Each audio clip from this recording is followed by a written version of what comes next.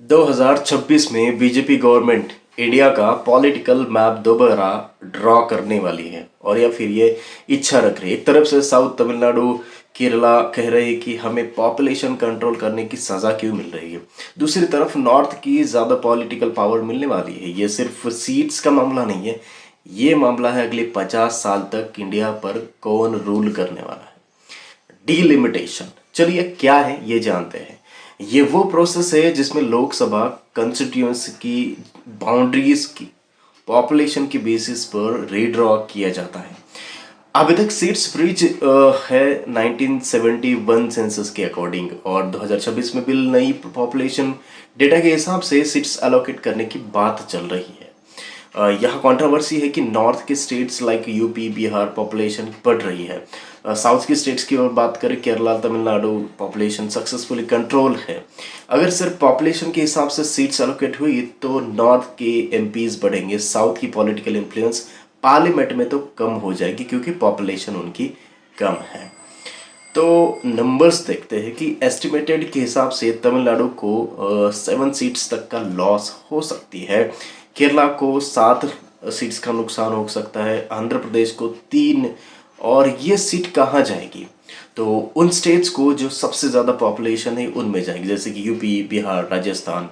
Government कहती है कि ये फेयर है, 1 पर्सन 1 वोट तो हर जगह होता है, पॉपुलेशन ज़्यादा तो रिप्रेजेंटेशन ज़्यादा।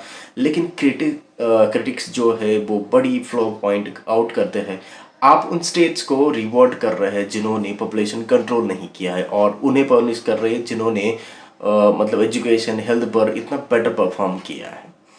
और एक पॉलिटिकल जो पर्टिकुलर बात, गवर्नमेंट ने इस बिल को वुमेन्स रिजर्वेशन बिल से लिंक कर दिया है और ये खतरनाक।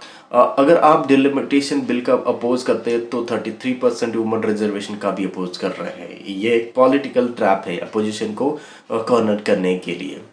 तो बीजेपी ये बिल क्यों करना चाहती है अभी अगर हम सोचें तो क्योंकि इलेक्टोरल में मैथ उनके फेवर में जाता है और हिंदी हार्टलैंड जो कि मेन कंस्टिट्यूंसी रीड्रॉ करके वो अपना पॉलिटिकल स्ट्रॉन्ग होल्ड डिकेड्स के लिए कंसोलिडेट कर सकते हैं।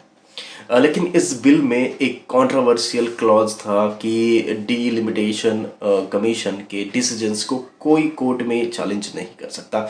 अगर मैप फेयर है स्क्रूटिनी में क्यों डरना है? क्योंकि हिस्टोरिकली पॉलिटिकल पार्टीज डीलिमिटेशन का अपोजिशन वोटर्स को डिफरेंट डिस्ट्रिक्ट्स में कट करने के लिए किया जाता है, जिसे हम जेरीमैंडरिंग कहते हैं।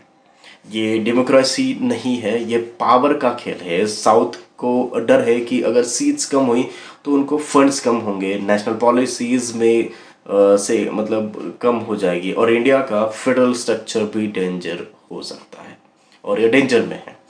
अब गवर्नमेंट का डिफेंस भी सुनते हैं कि ये क्या है।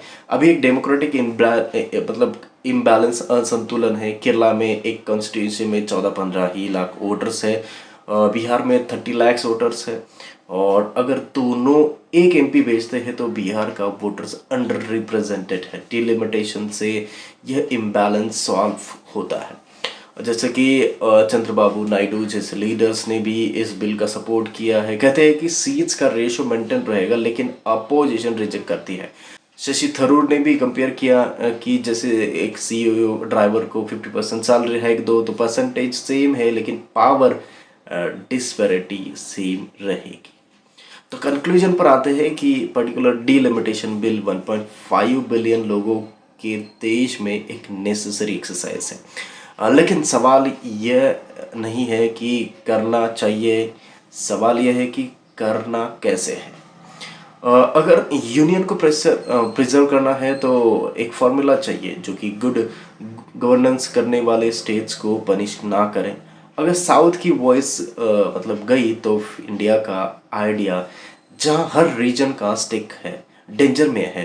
जब गवर्नमेंट ये बिल दोबारा मतलब लाएगी, डिबेट सिर्फ सीट्स की नहीं होगी बल्कि हम ट्रू यूनियन या फिर फेडरेशन जहां पावर ही सबसे बड़ी करेंसी होगी। मैं हूं सतीश एजुकेटर, आप बन सकते हैं इस चैनल का एक हिस्सा और ऐसे ही वीडियोस जो कि एजुकेशन बेस्ड हो, उसके लिए आप इस चैनल को जरूर सब्सक्राइब करके